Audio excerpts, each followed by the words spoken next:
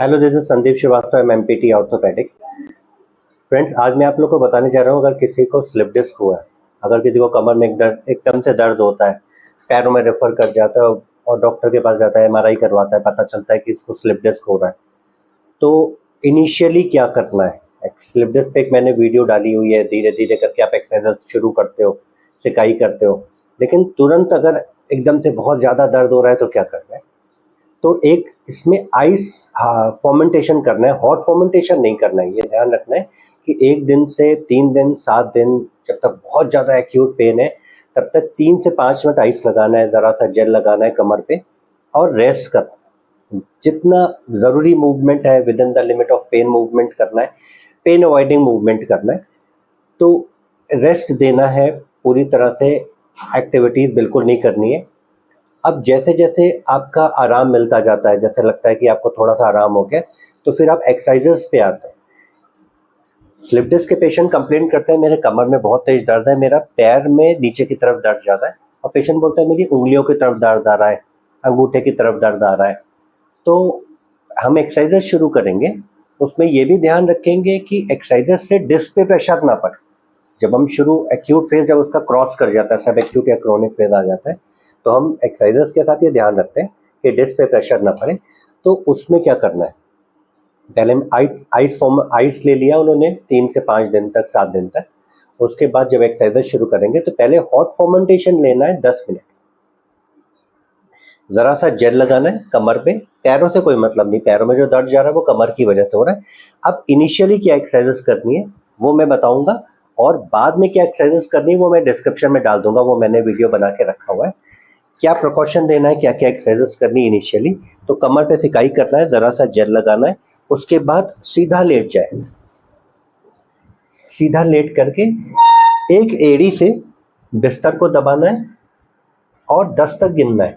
इससे आपकी glutes tight होगी, आइसोमेट्रिक कॉन्ट्रेक्शन होगा और पंपिंग एक्शन होगा, जिससे पूरे पैर में सर्कुलेशन बढ़ेगा। ये आपको दोनों ही पैरों से करना है।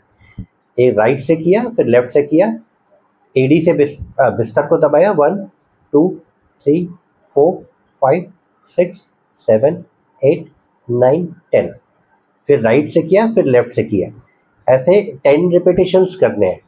प्रेशर बहुत सूदिंग होना चाहिए, प्रेशर बहुत ज़्यादा नहीं होना चाहिए, बहुत कस के नहीं दबाना है वरना ये दर्द बढ़ जाएगा। नेक्स्ट आपको क्या करना है, दोनों एडी से बिस्तर को दबाना है और धीरे धीरे ग्रेजुअली बढ़ेंगे। अगर तकलीफ हो रही है तो 1-2 दिन के बाद से शुरू करेंगे, अदरवाइज सर से भी बिस्तर को दबाना है।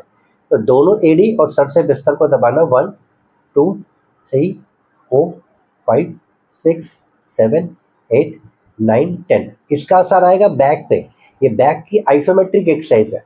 दोनों जब ये तब करते हैं जब हम मूवमेंट नहीं कर सकते, तो दोनों एडी से और सर से बिस्तर को दबाना है, 10 तक काउंट करके रिलीज करना है। ये भी 10 टाइम्स करना है।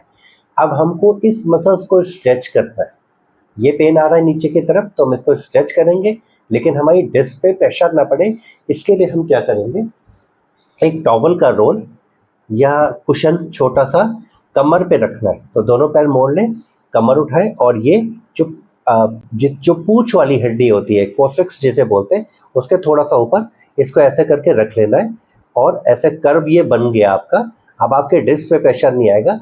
अब हम स्ट्रेच करेंगे इसको हाथ से ऐसे दबा करके, स्लो, 1 2 3 4 5 6 7 8 9 10, रिलीज किया, पैर से दबाया मैंने। अब दूसरे पैर से इसको दबाएंगे और 10 तक काउंट करेंगे और रिलीज करेंगे।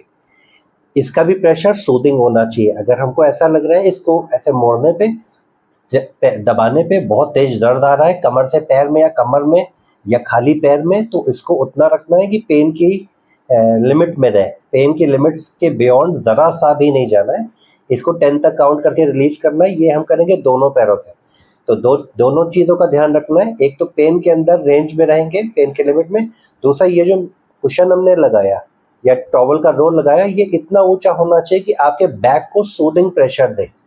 ऐसा नहीं होना चाहिए कि आपने बहुत मोटा सा 8 इंच का ऐसा रोल लगा दिया जिसने कमर को आपके ऐसे उठा दिया, फिर आपको एक्सरसाइजेस करने में भी डिस्कम्फर्ट होगा और आपकी तकलीफ भी बढ़ेगी। नेक्स्ट एक्सरसाइज हमको क्या करनी है, पैर के नीचे से 1 या 2 तकिया लगाना है और पैर का पंजा पूरा पूरा चलाना है। ये रिपीटेशंस 25 होगा। ये सारे एक्सरसाइजेस हॉट फर्मेंटेशन के बाद करनी है। कमर पे सिकाई 10 मिनट की, ज़रा सा जल, और ये एक्सरसाइजेस करनी है 10 to 15 रिपीटेशन। 10 से शुरू करके ग्रेजुअली आप 15 तक जाएंगे। और इसके साथ आपको ध्यान क्या रखना है,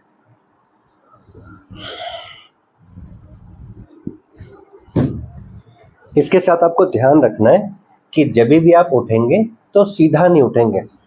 इसमें झुकने के लिए मना होता है। आगे की तरफ झुकने से डिस्क का प्रेशर पीछे की तरफ आता है, जो हमारी नर्व्स को इरिटेट करता है, पेन बढ़ जाता है। तो आगे झुकना नहीं है। तो जब हम सीधा लेट के उठते हैं तो आगे की तरफ झुकते हैं। तो उठने का तरीका, करवट लेके ऐसे करके उठेंगे जब उठेंगे। जब बैठेंगे, बैठने का तरीका, तो हिप्स पीछे जाएंगे और एक पतला सा कुशन लगा के टेक लगा के बैठेंगे। बैठने का तरीका ये होता है, सपोज ये कुशन है, तो आप जब बैठेंगे तो पहले आपका हिप्स पीछे जाएंगे, पीछे की तरफ। फिर एक आप पतला सा कुशन ऐसे कमर पे रखेंगे और फिर आप टेक लगा के बैठेंगे। अब बॉडी आपकी ना फ्लेक्शन में है ना स्ट्रेट है, आपकी बॉडी गई एक्सटेंशन में। हमको एक्सटेंशन में बैठना है, ना फ्लेक्शन में ना स्ट्रेट, एक्सटेंशन में बैठना है, ये ध्यान रखना है। टेक लगा के ऐसे बैठना, करवट लेके उठना। एंड लास्ट, जब कोई काम करना हो, हमको आगे की तरफ झुकना है, तो हम ऐसे नहीं झुकेंगे, हम पैर मोड़ के झुकें। ये 3 एक्सरसाइजेस के साथ ये एक्सरसाइजेस हॉट फर्मेंटेशन और ये प्रिकॉशन के साथ कमर धीरे धीरे आपकी ठीक होती रहेगी। अगर कोई तकलीफ बढ़ती है तो अपने एक्सपर्ट से ज़रूर सलाह लें और exercises within the limit of pain रखें। जब थोड़ा इंप्रूवमेंट आ जाता है तो इन एक्सरसाइजेस के साथ और क्या करना है वो मैं डिस्क्रिप्शन में डाल देता हूँ। स्लिप डिस्क पे मैंने एक वीडियो बनाया है। Thank you.